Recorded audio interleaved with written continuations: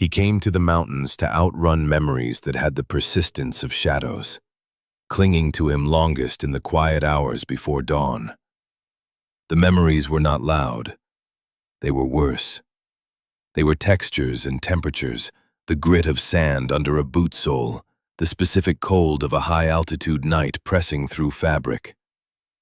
Alex Kincaid had learned that silence was not an absence of sound, but a presence of everything else. Here, in the jagged spine of the Rockies, the silence was so profound it felt like a physical weight, a pressure on the eardrums that he welcomed. It was a fair trade for the other pressures he had left behind. His companion in this self-imposed exile was a German shepherd whose muzzle had gone the color of ash. The dog's name was Ghost, and he moved with the same quiet economy as Alex. He was not a pet. He was a partner, a fellow veteran of the same arid landscapes and whispered commands that now populated Alex's dreams. Ghost's amber eyes held a deep, knowing intelligence, an understanding that transcended the simple bond between man and animal. He was a living repository of a shared history, and in his calm, steady presence, Alex found a measure of grounding he could not find anywhere else. The dog never demanded explanation. He simply was. They had a routine, a rhythm dictated by the sun and the seasons. They would rise before first light, the air thin and sharp in their lungs. Alex would heat water on a small isobutane stove, his movements practiced and spare. He would sit on a flat rock overlooking a valley that plunged into shadow, nursing the hot liquid from a metal cup, his gaze distant. Ghost would sit beside him, not touching, but close enough that Alex could feel the warmth radiating from his body.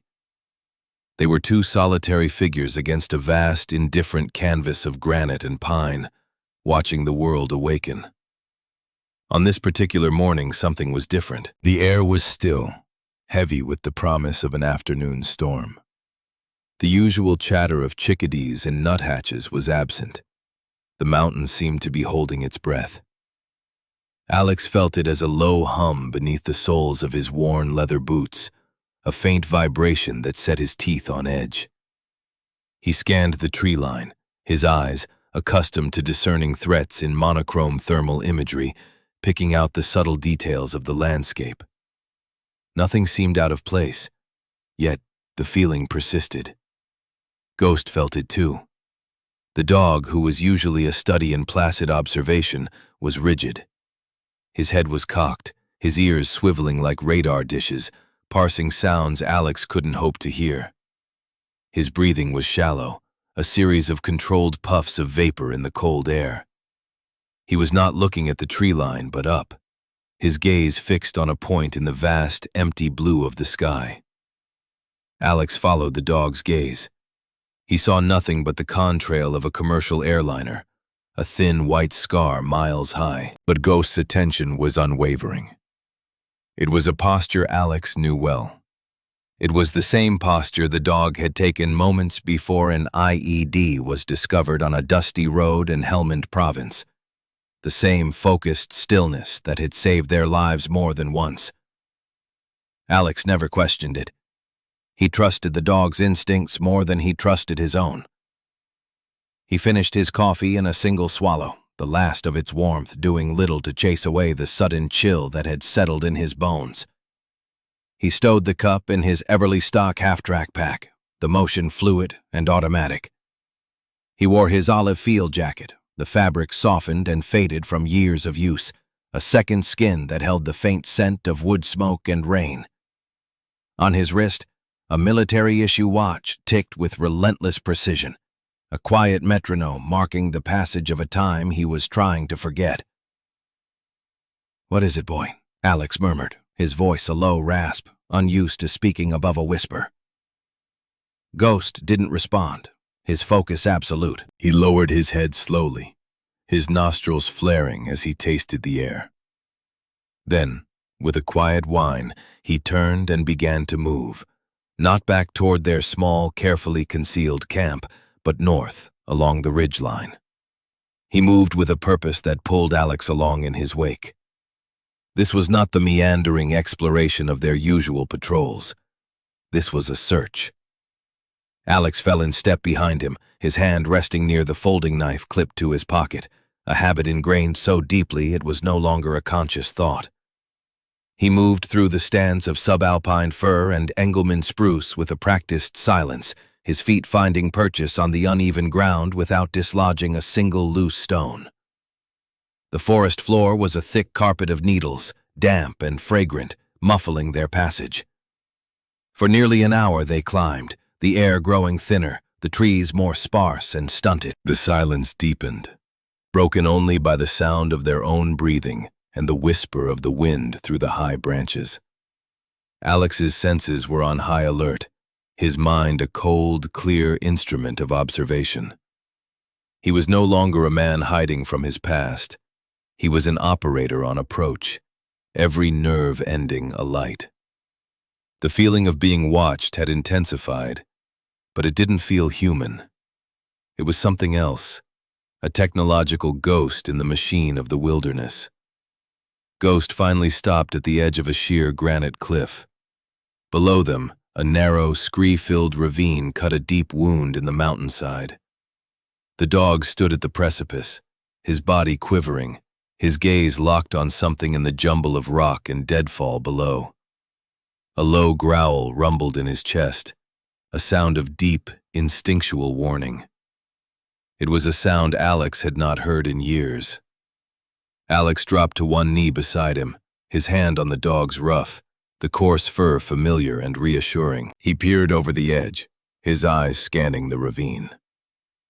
At first, he saw nothing but a chaotic mess of shattered rock and splintered logs, the debris of 100 winter storms. But then he saw it, a flicker of something unnatural, a piece of composite material, matte black and strangely angled, wedged between two massive boulders. It was a color that did not belong in this world of greens and grays and browns. It was wrong, utterly, fundamentally wrong. Alex pulled a small pair of binoculars from a pouch on his pack. He adjusted the focus, the lenses bringing the object into sharp relief. It was a section of a wing, the leading edge sheared clean off. The material was a carbon fiber weave he recognized instantly. It was military grade.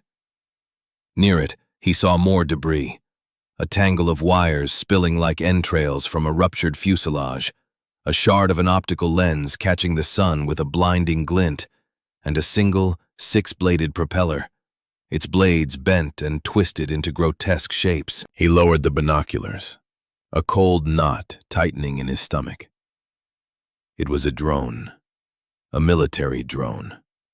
Not a small commercial quadcopter, but something large, sophisticated, and lethal.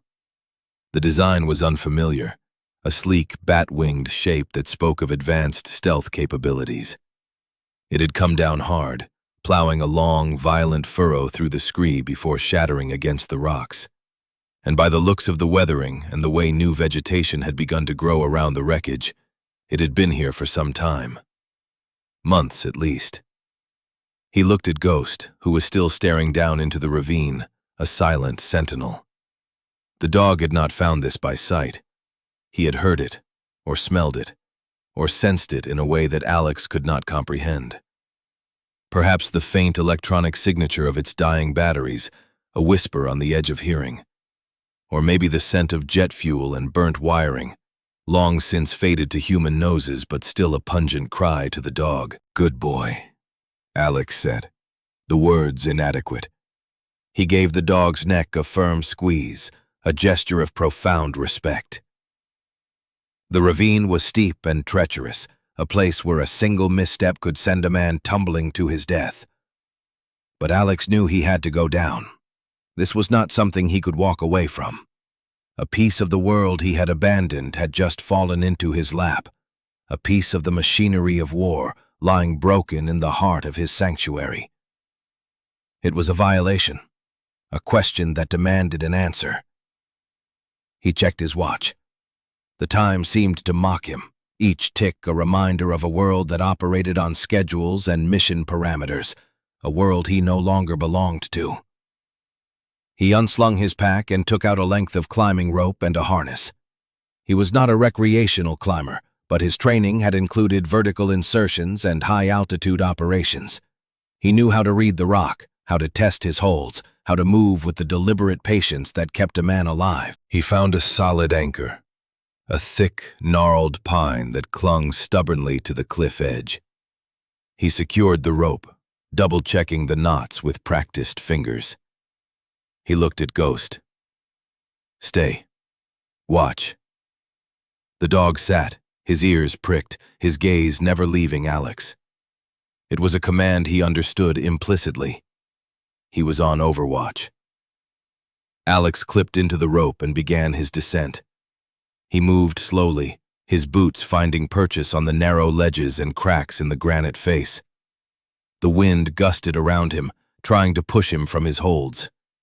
He ignored it, his focus narrowed to the task at hand. The world became a small circle of rock and rope, his own breathing loud in his ears. As he got closer, the scale of the crash became more apparent. The drone was larger than he had first thought, with a wingspan of at least 30 feet. It had been torn into 3 main sections. The main fuselage was wedged deep in the scree, its belly ripped open. The tail section was 100 feet further down the slope, and the wing he had seen from above was just one piece of a much larger whole. He reached the bottom of the ravine, his feet sinking into the loose rock. The air here was still and cold, the scent of ozone and burnt electronics lingering faintly. It smelled like the aftermath of a firefight. He unclipped from the rope and moved cautiously toward the main fuselage. The drone was a work of art, even in its ruined state. The lines were clean, designed to slip through the air and radar waves with minimal disturbance. The skin was a patchwork of radar-absorbent panels, some of which had been peeled back by the impact, revealing the complex skeleton of titanium and aluminum alloys beneath. There were no markings, no serial numbers, no insignia of any kind. It was a ghost, designed to be deniable. Alex walked a slow, methodical circle around the wreckage, his mind cataloging the details. The damage was catastrophic, but it didn't look like it had been shot down. There were no signs of projectile impacts or explosive residue. It looked more like a catastrophic system failure, a mechanical or electronic seizure that had sent it into an uncontrolled dive. He peered into the ruptured fuselage. The internal components were a nightmare of shredded wires, shattered circuit boards, and hydraulic lines leaking a dark, viscous fluid. But amidst the chaos, one component seemed to be relatively intact. It was a hardened case, about the size of a shoebox, painted bright orange. It was tucked deep within the drone's central core, protected by a reinforced titanium frame. The data storage unit. The black box. He knew what it was. It was the drone's memory, its eyes and ears. Every image it had captured, every byte of data it had collected would be stored in that box.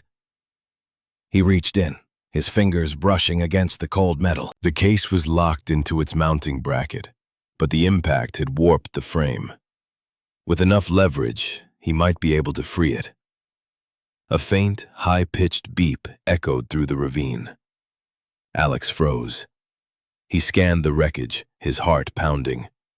The sound came again, a regular, rhythmic pulse. He traced it to a small, secondary power unit near the data recorder, a backup battery, still holding a faint charge. And it was powering something. A small LED on a secondary transmitter was blinking a steady green. A locator beacon. It was weak, almost dead, but it was still broadcasting. Anyone with the right equipment could home in on it, which meant that whoever owned this drone was likely looking for it, and they might be closer than he thought. The urgency of the situation settled on him like a shroud. He had to get the data unit and get out, now. He found a piece of the drone's internal framing, a length of sharpened titanium that could serve as a pry bar. He jammed it into the gap between the storage unit and its warped bracket. He put his weight into it, his muscles straining. The metal groaned in protest. Sweat beaded on his forehead, stinging his eyes. He gave one last, desperate heave. With a sharp crack, the brackets snapped. The orange box came free, tumbling into his hands. It was heavier than he expected, dense and solid. He turned it over. On one side, stenciled in small black letters, were the words, Ethelred Sec Sol, Project Chimera, Eyes Only. Ethelred Security Solutions. He knew the name. A private defense contractor that operated in the gray zones, doing the kind of work the government preferred to keep at arm's length. They were known for their advanced robotics and their aggressive, often ruthless efficiency. Project Chimera. He'd never heard of it. The name itself was unsettling, suggesting something hybrid, unnatural. From the top of the cliff, Ghost let out a single sharp bark. It was a warning. Someone was coming. Alex didn't hesitate. He shoved the data unit into his pack, pulling the drawstring tight. He scrambled back to the rope, his movements fueled by a surge of adrenaline. He clipped in and began to climb, hauling himself up the rock face with a desperate strength. His lungs burned, his muscles screamed, but he didn't slow down. He could feel the faint pulse of the locator beacon in his pack, a ticking clock counting down to a confrontation he was not prepared for. He reached the top, gasping for air, and collapsed onto the ledge. Ghost was there, nudging his face with his wet nose, a low whine in his throat. Alex scrambled to his feet and looked back the way they had come. In the distance, through a gap in the trees, he saw it. A glint of sunlight off the windshield of a vehicle, moving slowly along an old, overgrown logging road that snaked its way up the mountain. A road that wasn't on any public map. They were already here. "Come on," he hissed, grabbing his pack.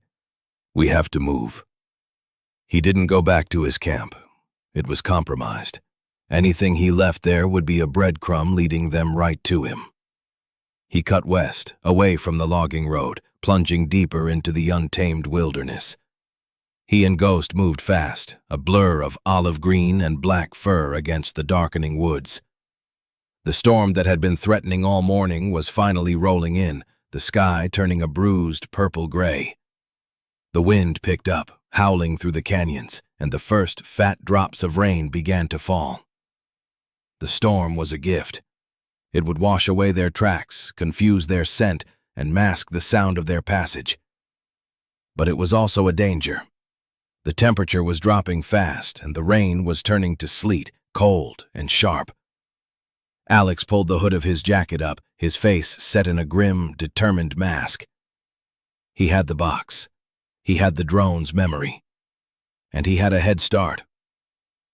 For now, it was enough. The mountain had given him a test, and he had no choice but to see it through. The life of quiet solitude was over. The past had found him. The journey to the small town of Havenwood took him the better part of 2 days. He and Ghost moved only at night, using the darkness and the lingering storm as cover. They skirted the main roads, sticking to game trails and forgotten paths that crisscrossed the national forest. Alex pushed himself to the limits of his endurance, his body running on a cold, disciplined fire fueled by caffeine pills and sheer will. He was back in a familiar state of mind, a place of heightened awareness and calculated risk that he both hated and understood completely. During the day, they would find a secluded spot, a dense thicket of rhododendron, a shallow rock overhang, and lie low. Alex would doze in short, fitful bursts, one hand always on Ghost, who slept with an unnerving stillness, his ears twitching at the slightest sound. In these quiet moments, the weight of the orange box in his pack felt immense. It was a Pandora's box, and he was walking it out of the wilderness. He didn't know what secrets it held, but the name Ethelred and the deniable nature of the drone were enough to tell him that they were secrets someone would kill to protect. He thought about his options. He could take the box to the nearest federal authorities, the FBI or the military. but he hesitated. He no longer trusted the institutions he had once served. He had seen how easily truth could be buried under layers of bureaucracy and classified stamps. Ethelred was a contractor, which meant they had powerful friends in high places. Handing the box over could be the same as handing it right back to them. The evidence would simply disappear, and so, likely, would he.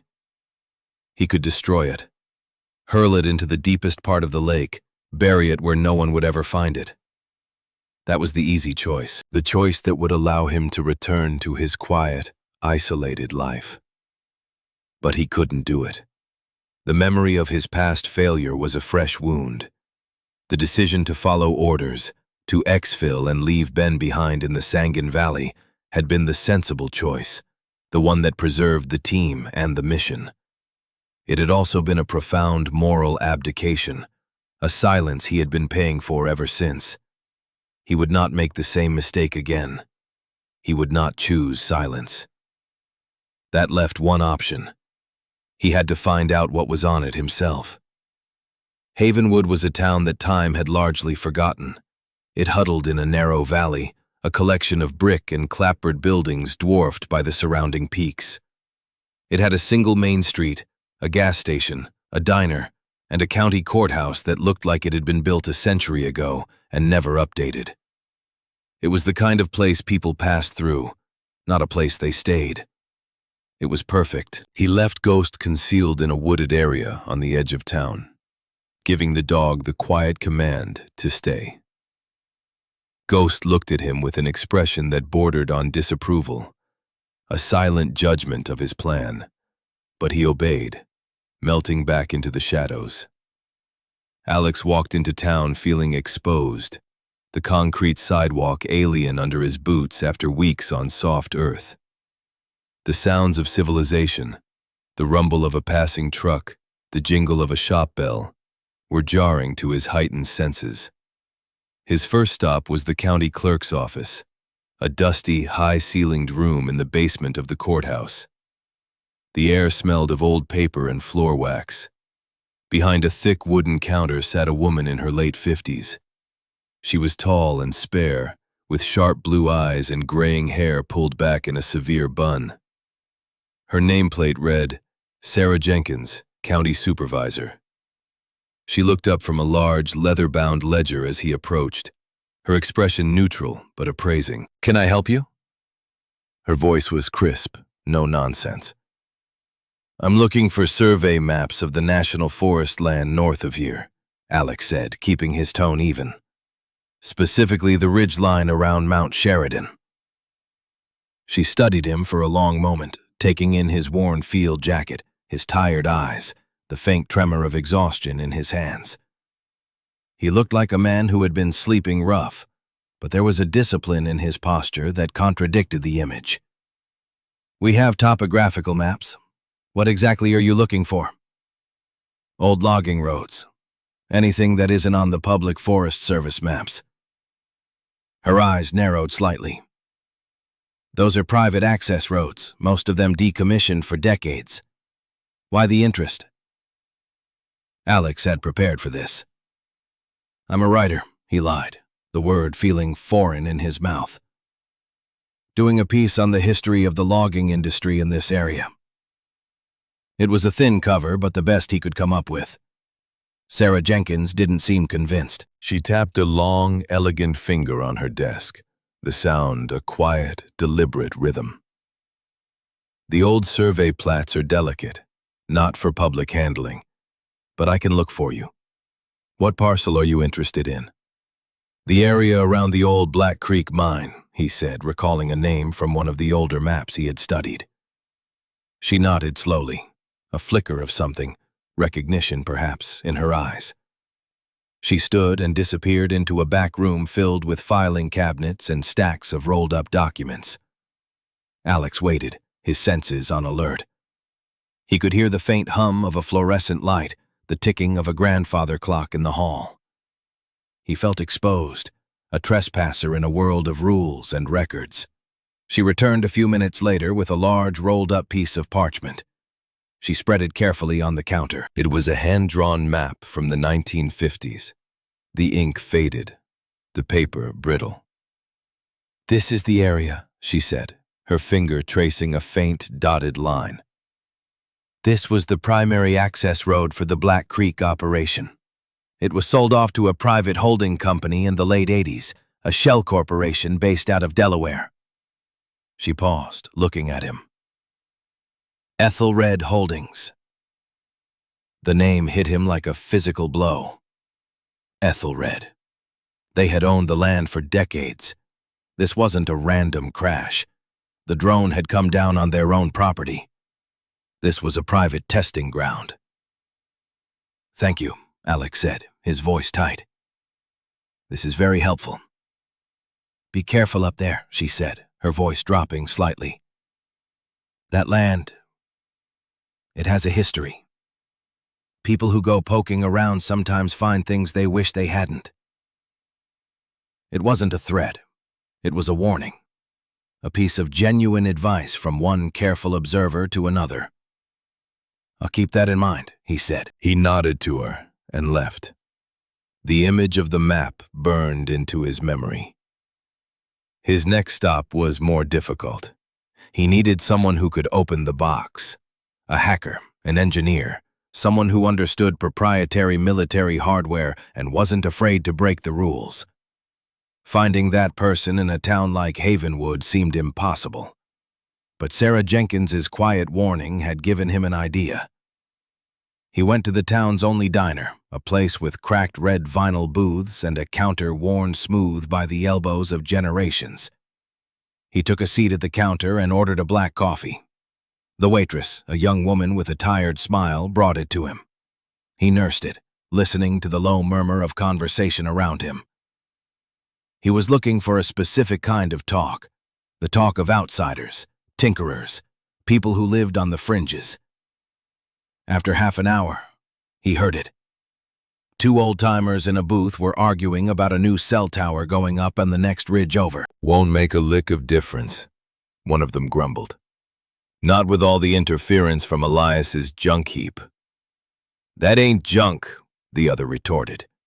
"Heard him talking to a fella in Japan the other night. Clear as a bell. The man's a wizard with that stuff." Elias, a ham radio operator, a man who understood signals and electronics. It was a long shot, but it was the only one he had. He asked the waitress where he might find this Elias. She gave him a curious look. "Elias Vance? He lives up the old North Fork Road, about 5 miles out. Most people leave him be. He's particular." Particular was good. Particular meant private. Alex paid for his coffee and left. He retrieved Ghost, and together they made their way out of town, following the winding North Fork Road as dusk began to settle. Elias Vance's property was less a home and more a sprawling monument to technological curiosity. A small, off-grid cabin was surrounded by a forest of antennas, satellite dishes of all sizes, and strange, skeletal towers of aluminum tubing. A small wind turbine spun lazily in the breeze, and a bank of solar panels covered the roof of a nearby workshop. A hand-painted sign on the gate read, "Trespassers will be used for RF exposure experiments." Alex decided to take it as a sign of a dry sense of humor. He approached the cabin cautiously. Before he could knock, the door creaked open. A man in his early 70s stood in the doorway. He was thin and wiry, with a wild mane of white hair and eyes that crackled with an intense, restless energy. He wore a grease-stained flannel shirt and held a soldering iron in one hand. "If you're here about the interference, I've already filed a complaint with the FCC about that new tower," he said, his voice a gravelly bark. "It's broadcasting on a harmonic that's bleeding into the 20-meter band. It's an outrage." "I'm not here about the tower," Alex said. He stayed where he was, keeping a respectful distance. Ghost sat at his heel, calm and observant. The man's gaze flickered from Alex to the dog, and his expression softened slightly. That's a fine-looking animal. Old, but he's got good bones. What do you want? My name is Alex. I was told you know about electronics. I know enough to be dangerous, Elias said, a wry smile touching his lips. What kind of electronics? Alex hesitated for a fraction of a second, then decided to commit. He unslung his pack and carefully took out the orange box. He placed it on the ground between them. Elias stared at the box, his eyes widening. He put down the soldering iron and knelt, his movements surprisingly agile for his age. He ran a hand over the hardened casing, his fingers tracing the stenciled letters. Ethelred, he whispered, the name tasting like poison. Project Chimera. He looked up at Alex, his expression a mixture of awe and alarm. Where in God's name did you get this? It found me, Alex said simply. Can you open it? And can you access what's inside? Elias stood up and looked around, as if expecting to see black helicopters descending from the sky. Get inside, he said, his voice urgent. Both of you, now! He led them into the cabin. The inside was even more chaotic than the outside, a single large room crammed with oscilloscopes, spectrum analyzers, stacks of servers, and tangled nests of wires. It smelled of ozone, solder, and hot vacuum tubes. Elias cleared a space on a workbench and motioned for Alex to put the box down. For the next several hours, Elias worked. He was no longer a folksy hermit. He was a master craftsman in his element. He examined the box from every angle, tapping it, listening to the resonance, muttering to himself about encryption keys and proprietary interfaces. He used a series of specialized tools to carefully pry open the casing without triggering any potential anti-tampering mechanisms. They built this thing to withstand a direct hit, he said, his brow furrowed in concentration. And to erase itself if opened incorrectly. Amateurs. Finally, with a soft click, the lid came free. Inside, nestled in a bed of dense foam, was a solid-state drive, a single block of black ceramic with no visible ports or connections. There it is, Elias breathed. The heart of the beast. Getting the data off the drive was another challenge. It used a non-standard interface and a level of encryption that made Elias whistle in appreciation. Military grade and then some, he said. He began to work, connecting a series of probes to almost microscopic contact points on the drive. He wrote lines of code on a terminal, his fingers flying across the keyboard. It was a digital siege, a battle of wits between Elias and the anonymous engineers who had designed the system. Alex watched, a silent observer. He made coffee, fed Ghost, and kept watch out the cabin's small, grimy windows. The hours bled together. The silence was broken only by the clicking of the keyboard and Elias's occasional triumphant grunt or frustrated curse. Late into the night, Elias finally leaned back in his chair, his face pale with exhaustion, but his eyes blazing. "I'm in," he said, a note of disbelief in his voice. "The bastards almost had me. They nested a recursive encryption key inside the firmware's bootloader. It's beautiful, in a sociopathic kind of way." On one of his monitors, a file directory appeared. It was a long list of video files, named with dates, times, and coordinates. The most recent files were from about 6 months ago. The coordinates corresponded to the area where Alex had found the crash. "Play the last one," Alex said, his voice low. Elias double-clicked the file. The screen flickered to life. The image was astonishingly clear, a high-definition gimbal-stabilized view from high above the earth. It was a night scene, rendered in the ghostly black and white of thermal imaging. The drone was flying over a desert landscape, following a convoy of military vehicles. Alex felt a chill run down his spine. The terrain was familiar. The distinctive shape of the hills, the layout of the small village in the distance. It was the Zabul province in Afghanistan, near the border, a place he knew. On the screen, the convoy came to a halt. A group of figures disembarked. Soldiers, American soldiers. They were setting up a defensive perimeter around a small compound. Alex's breath caught in his throat. He recognized their posture, their gear. They were a SEAL team. "What is this?" Elias whispered, leaning closer to the screen. The drone's perspective shifted, zooming in on the compound. Then, from the east, another heat signature appeared. A single vehicle, moving fast. A technical, a pickup truck with a heavy machine gun mounted in the back. It was heading directly for the SEAL's position. The drone's targeting system activated, a green reticle locking onto the approaching truck. Data scrolled across the side of the screen. Target acquired, weapon armed, awaiting command. But no command came. The drone just watched. Then something else happened. From the convoy, one of the American vehicles, an MRAP, suddenly opened fire. Not on the approaching technical, but on the compound where the SEALs were taking cover.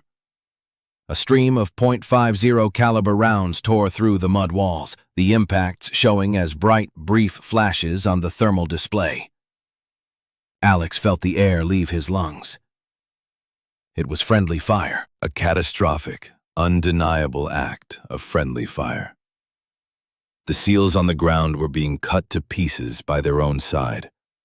The technical, seeing the chaos, veered off and disappeared into the night. The drone continued to hover, its camera dispassionately recording the massacre. After a few moments, the firing from the MRAP stopped. The drone panned across the compound. The heat signatures of the soldiers were fading, winking out one by one. The official report on that incident had been clear. A team ambushed by a superior enemy force. A tragic loss, but a clean one. A story of enemy action. This footage told a different story. It was not an ambush.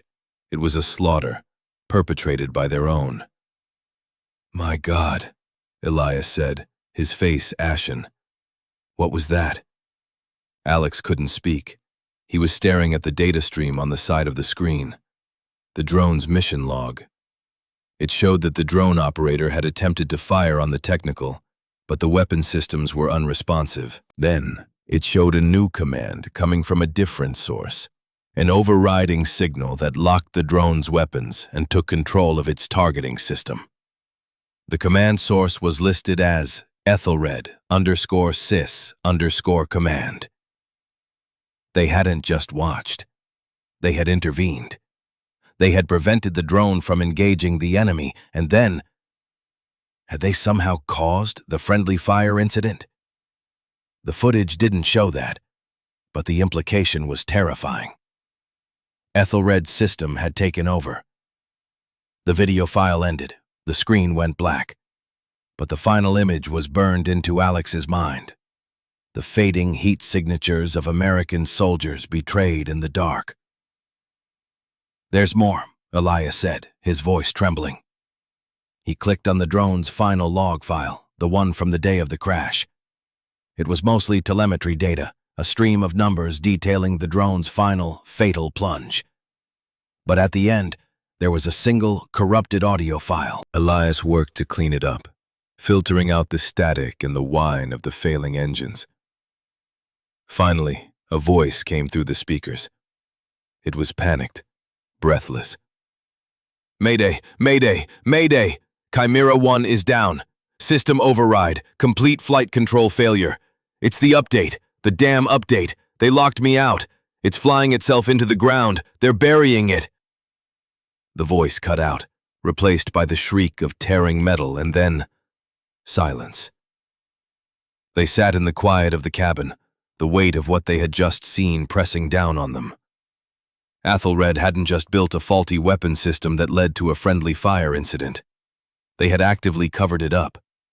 They had locked out the drone's pilot, seized control of the aircraft, and deliberately crashed it in a remote, privately owned location to bury the only evidence of their crime. Alex stood up and walked to the window. The moon was high, casting long, skeletal shadows across the yard. The quiet sanctuary he had built for himself was gone, replaced by a cold, hard certainty. He had stumbled upon a truth that powerful men had gone to extraordinary lengths to hide. And now, that truth was his burden to carry. He looked at his reflection in the dark glass, at the hollows under his eyes, the grim set of his jaw. He looked like a man on the edge of a war. He felt like one too. The silence he had sought was a lie. The only real silence was the one that followed a final, terrible choice. He had made that choice once and lived in its shadow. Now, he had to make another. A knock on the door, sharp and precise, shattered the stillness of the following afternoon. Elias, who had been dozing in a chair, jolted awake.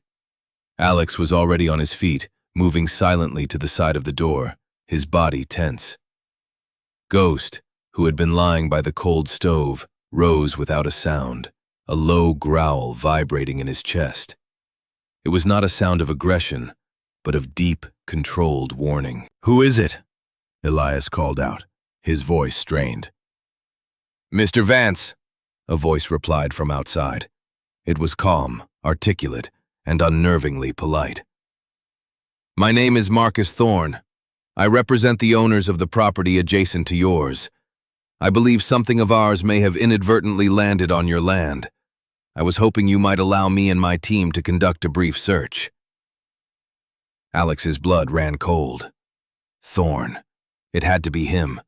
They had tracked him. The locator beacon, as weak as it was, had been enough. Or perhaps they had found his abandoned camp. It didn't matter. They were here.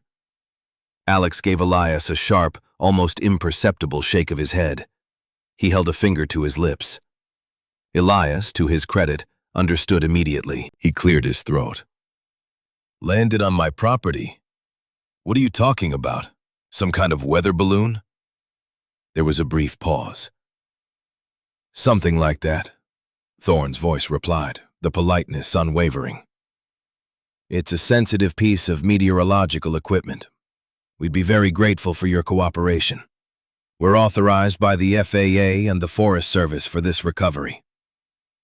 Lies, layered on top of more lies. Alex knew they had no such authorization. Sarah Jenkins would have known. She would have warned them. "This is private property," Elias said, his voice gaining a bit of its usual cantankerous strength. "And I'm busy. You can come back with a warrant." Another pause. Longer this time. The silence stretched, thick with unspoken threat. "I see," Thorne said, his tone losing none of its placid civility, yet somehow becoming infinitely more menacing. "That is unfortunate. We were hoping to resolve this with minimal disruption. Perhaps you'll reconsider. We'll be in the area for a little while." Alex heard the crunch of gravel as the man walked away. He peered through a crack in the window curtains. A black SUV was parked on the road, its tinted windows hiding whoever was inside. A man in a tailored suit, Thorne, was getting into the passenger side. He was in his 40s, with a clean-cut corporate look that was jarringly out of place in this rustic setting. Before he closed the door, he looked directly at the cabin, his eyes hidden behind a pair of expensive sunglasses. But Alex felt the man's gaze as if it were a physical touch. He knew. He knew they were in there. "They're not leaving," Alex said, his voice a low whisper. "They'll be back." Elias was pale, his hands trembling slightly. "What do we do? We can't fight them. That man, he had the eyes of a shark." Alex's mind was racing, cycling through tactical scenarios. The cabin was a trap. It was isolated, with only one road in or out. They had to leave.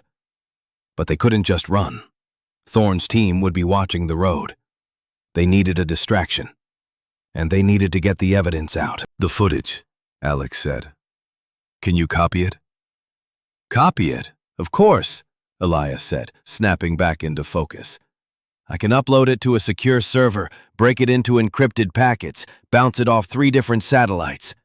By the time they trace it, it'll be in a dozen different places. No, Alex said. No servers. Nothing that can be hacked or erased. I need a physical copy, something I can carry. And I need another one. A copy you can hide here. Elias nodded, understanding. Redundancy. Smart. I have some high-capacity thumb drives, military spec. I can make 2 copies. It'll take about 20 minutes. Do it, Alex said. Then wipe your systems, everything. Leave no trace that the box was ever here. As Elias worked, his fingers flying across the keyboard, Alex prepared to move. He stripped his pack down to the essentials: water, a medical kit, a compass, and the knife. He checked his watch. The sun was beginning to set, casting long shadows across the valley. They would use the darkness. Elias handed him a small, heavy thumb drive. This one's for you, he said. He held up an identical drive.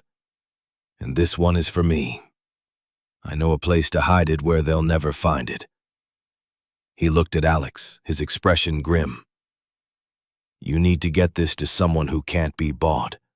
Someone who will listen. I know someone, Alex said, thinking of Sarah Jenkins. She was by the book, but her warning told him she had a conscience. She was a start. What about you? Elias asked. They know you've been here. They'll come for you. Let them, Alex said. I'm going to lead them on a chase, give you time to secure this place and disappear for a while. Elias looked at the man before him, the tired eyes, the disciplined posture, the quiet, unshakable resolve. He saw a soldier, not just a man who had been to war, but a man who was carrying one inside him. Godspeed, son, he said, clasping Alex's shoulder. You too, Elias. Stay safe. Alex slipped out the back of the cabin, with Ghost at his side. The dog was a shadow, moving with an eerie silence that belied his size. They melted into the woods, using the deepening twilight as cover. They began to climb the steep ridge behind Elias's property, moving away from the road and the waiting SUV. Halfway up the ridge, Alex stopped. He could see the road below, a dark ribbon winding through the forest. The black SUV was still there, a silent predator. As he watched, another vehicle, a large panel truck, pulled up behind it. 2 men got out. They weren't wearing suits. They were dressed in dark, functional gear, and they moved with the practiced efficiency of a trained tactical team. They were carrying equipment, including what looked like a directional antenna. They were sweeping for signals, trying to pinpoint the data drive. Alex knew he had to draw them away from Elias. He took out his satellite phone, a piece of gear he carried for emergencies. He powered it on. It was an old model, unencrypted, easily traceable. He let it connect to the network, a brief, powerful burst of data. Then he turned it off. Down on the road, he saw one of the men with the antenna jerk his head up, pointing directly at Alex's position. It was a faint signal, but they had it. They had taken the bait. Let's go, boy, Alex whispered. He and Ghost ran. They moved along the crest of the ridge, a difficult, punishing pace over treacherous terrain. Alex didn't look back. He could feel them coming, a relentless, methodical pursuit. He wasn't just running from them. He was leading them. He was pulling the war away from the innocent and back onto himself, back to the wilderness where he was strongest. The storm that had been brewing all day finally broke.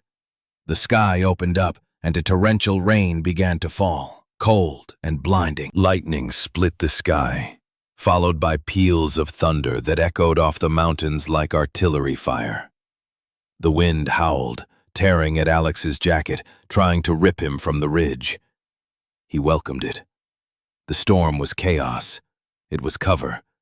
It leveled the playing field, stripping away the technological advantages of his pursuers and turning the fight into a primal contest of endurance and will. This was his element. He ran for hours, Ghost a constant, steady presence at his side.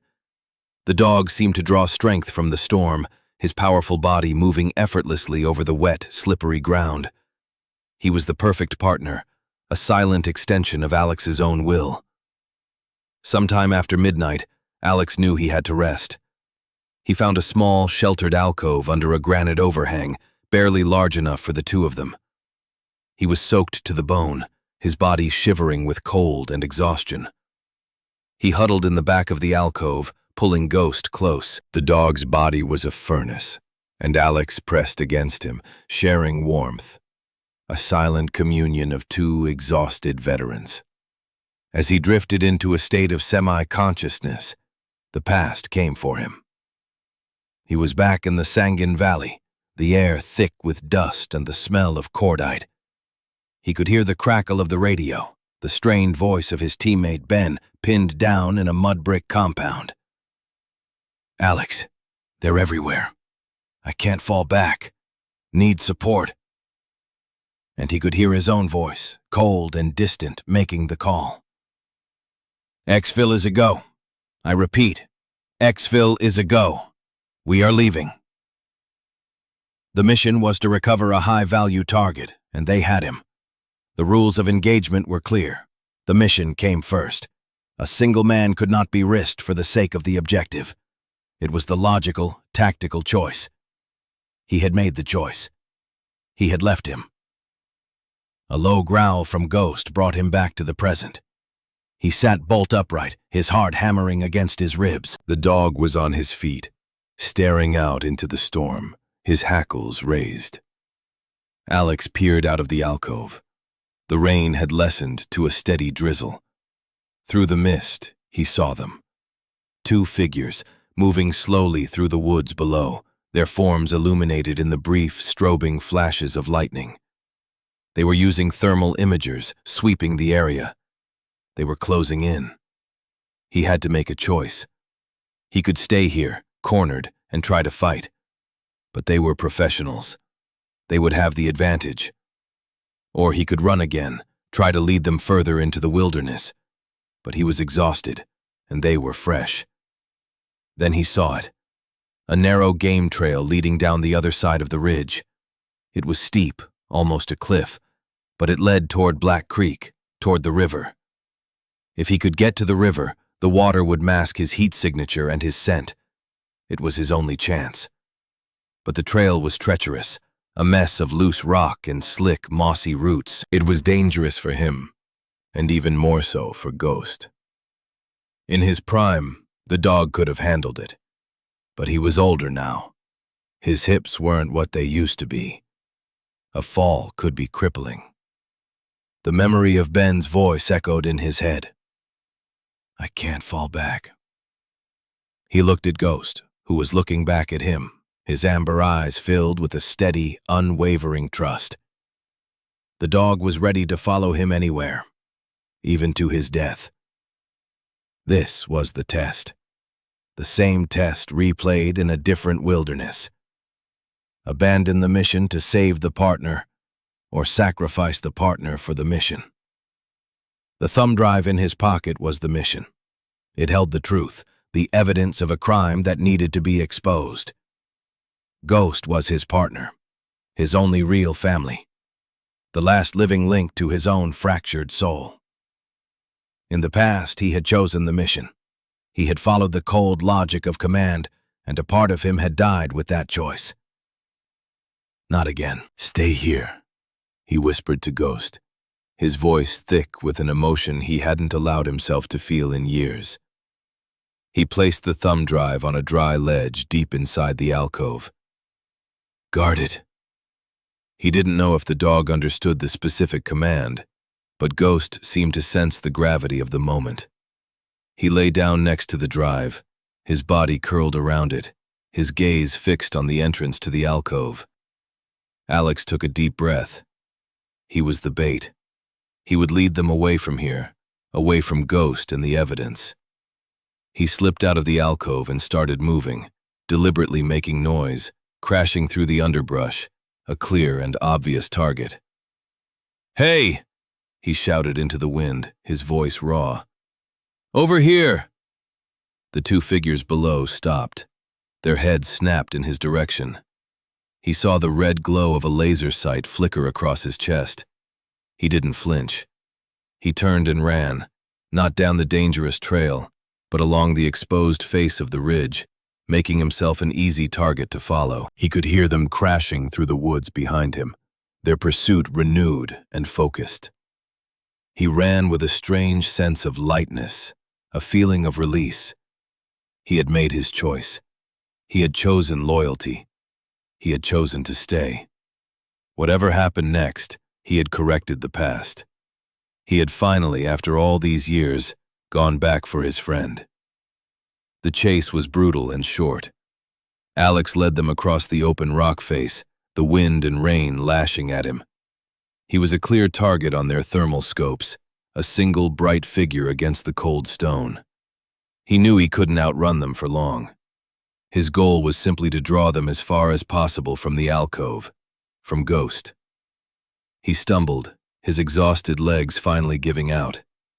He went down hard on the slick granite, his knee twisting under him with a sickening pop of cartilage. A wave of white-hot pain shot up his leg. He tried to get up, but the leg wouldn't hold his weight. He was finished. The two men were on him in seconds. They moved with a predatory grace, their weapons trained on his chest. One of them was young, with the tense, wired look of a soldier. The other was older, his face a cold, impassive mask. This one, Alex guessed, was the team leader. "On your face, hands behind your back," the leader ordered, his voice flat and devoid of emotion. Alex didn't resist. He rolled onto his stomach, the sharp rocks digging into his skin. The pain in his knee was a roaring fire. He placed his hands behind his back, and they were immediately bound with a zip tie, cinched so tight it cut off his circulation.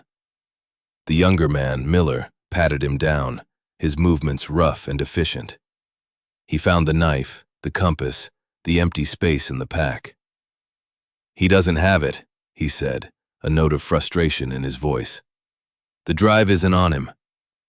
The leader knelt beside Alex, his presence a palpable weight. "Where is it?" Alex turned his head, spitting a mixture of rain and blood onto the rock. He said nothing. "My associate is not a patient man," the leader continued, his voice dangerously soft. "He wants his property back. You can make this easy on yourself. Tell us where the drive is, and we walk away. You can go back to your pathetic little life in the woods. You have my word." Alex almost laughed. The word of a man like this was worth less than the dirt under his fingernails. He remained silent, his gaze fixed on a point in the darkness. The leader sighed, a sound of theatrical disappointment. "So be it." He stood up and spoke into his radio. "Thorne, we have him. He's not carrying. He must have stashed it."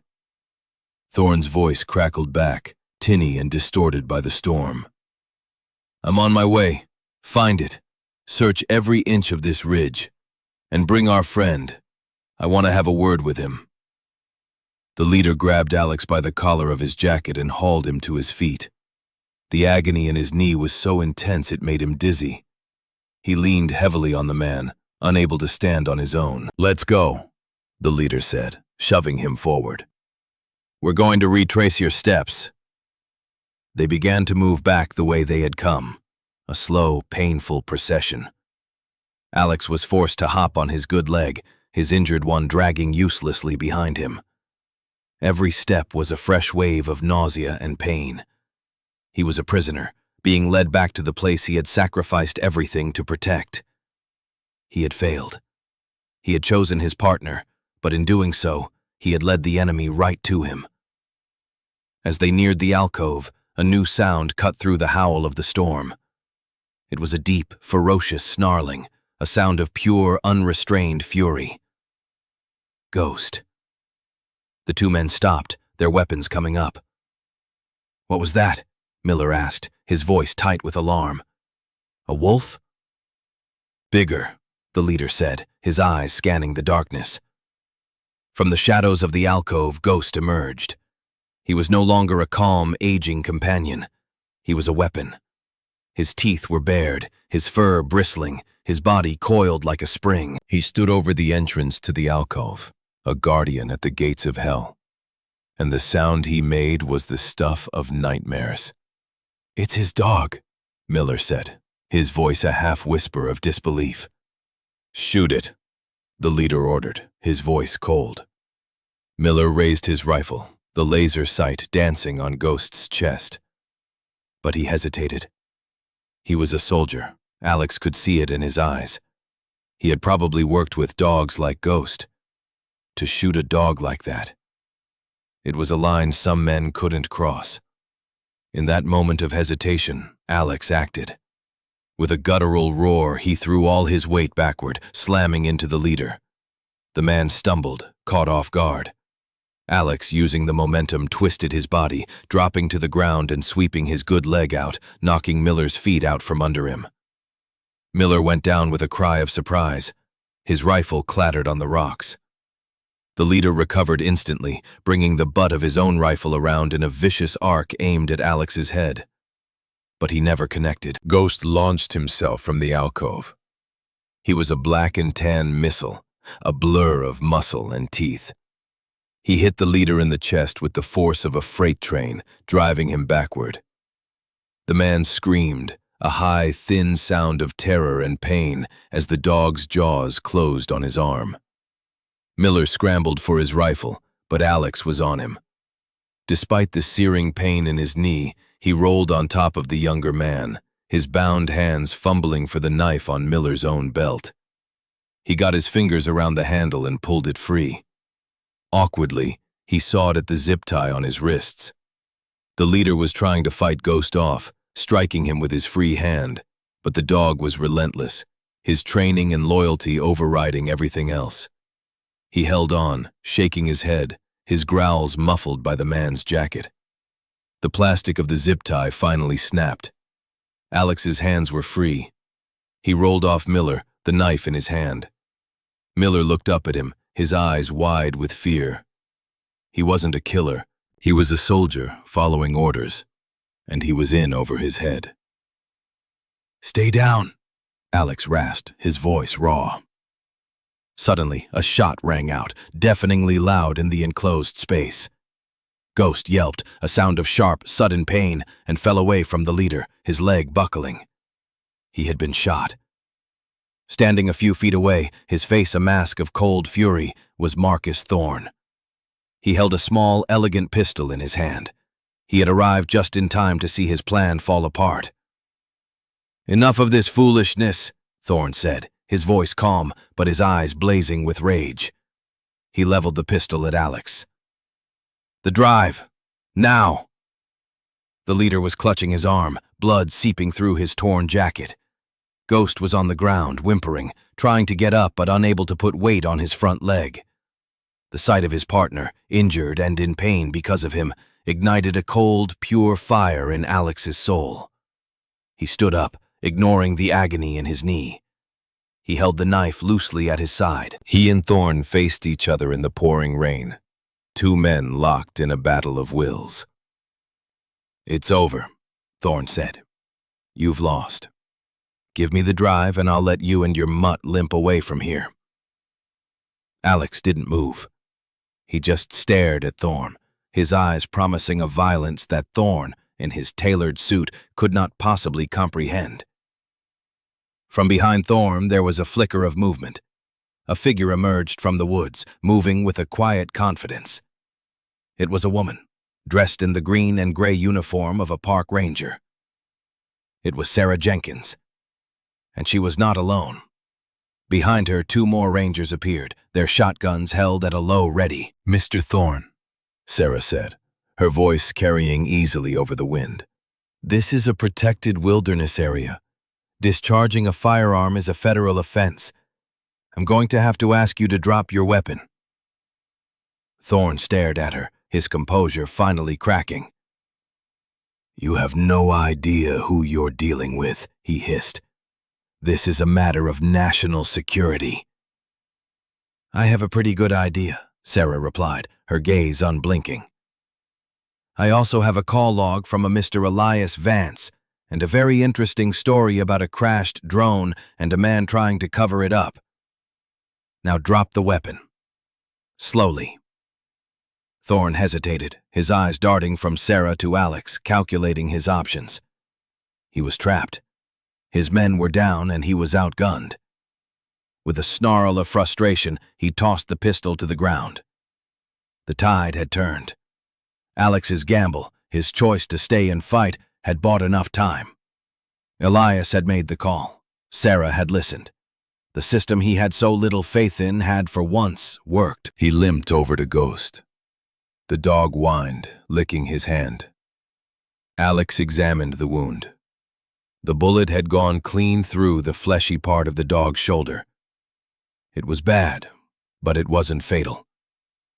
He took out his medical kit and began to dress the wound, his hands gentle and sure. "It's okay, boy," he whispered, his voice thick. "It's okay. I've got you."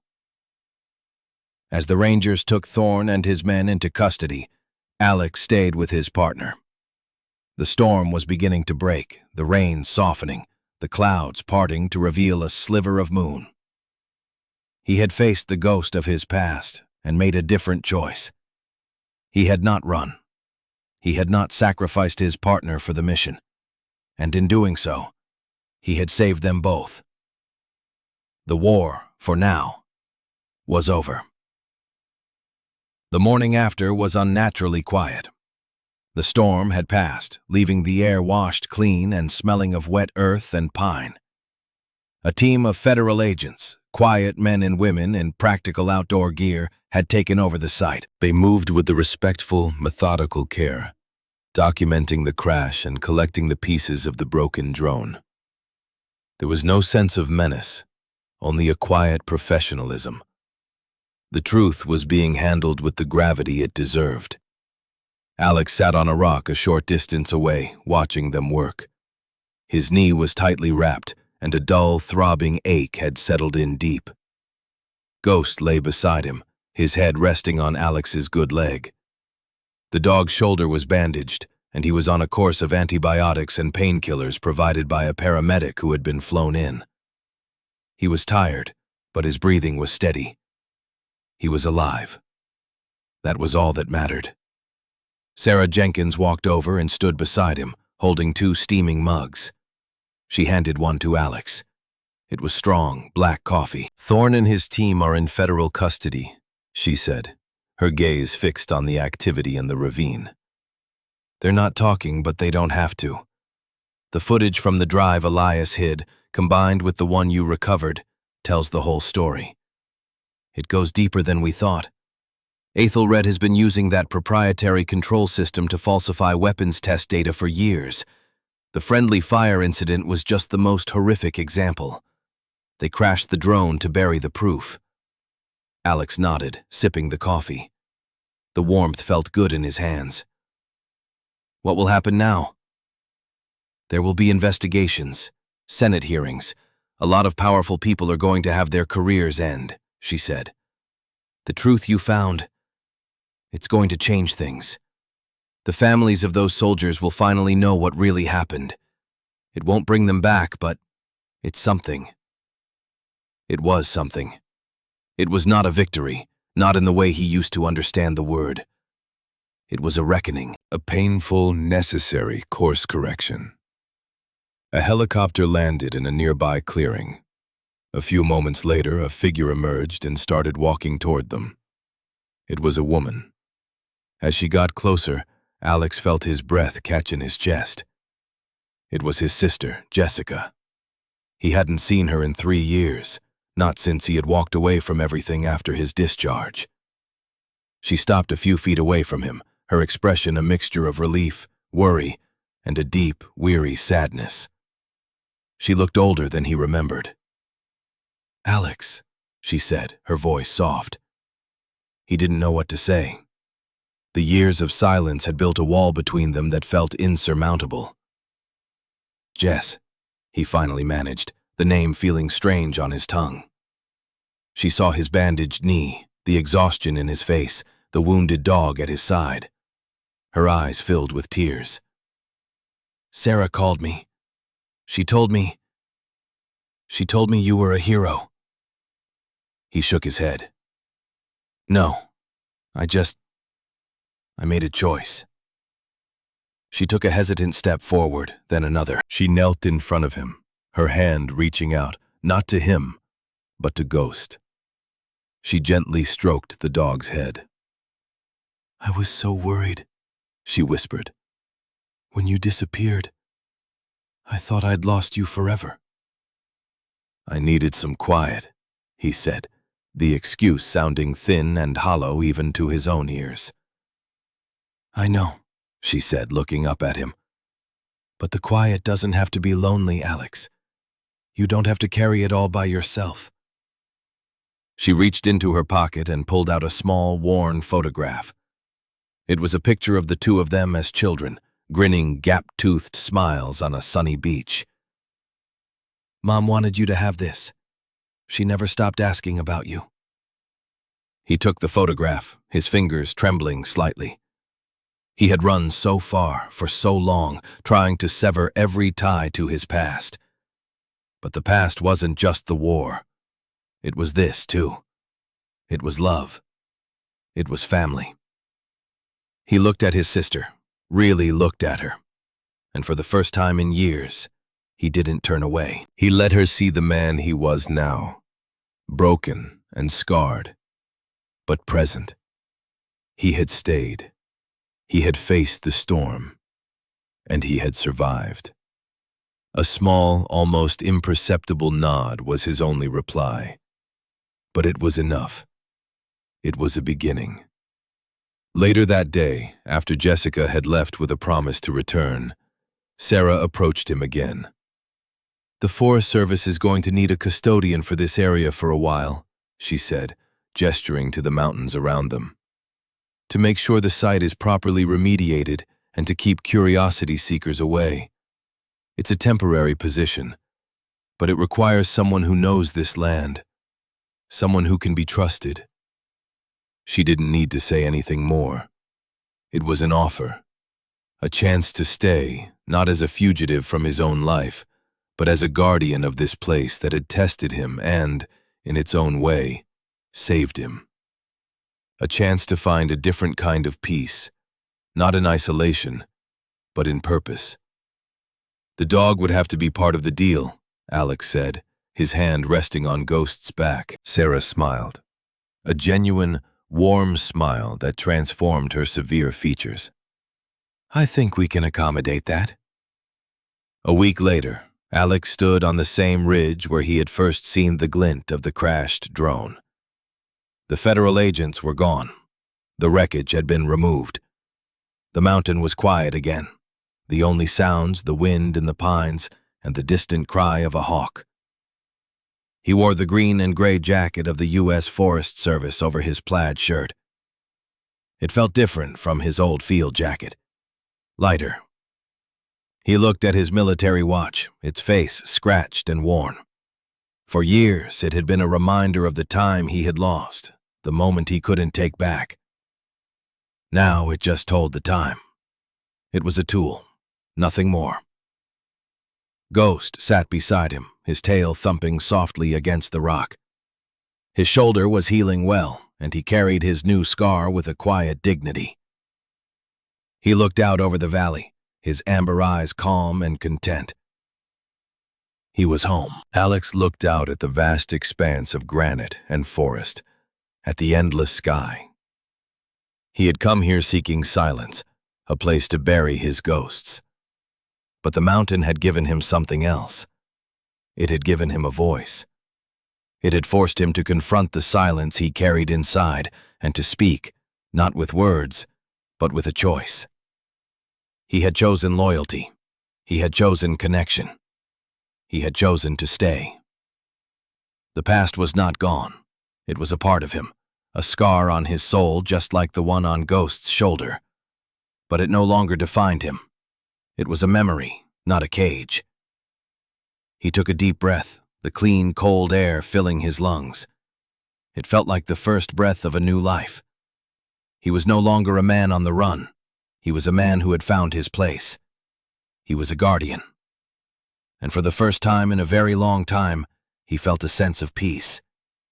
Not the empty peace of solitude, but the earned peace of a man who had faced his demons and chosen to live.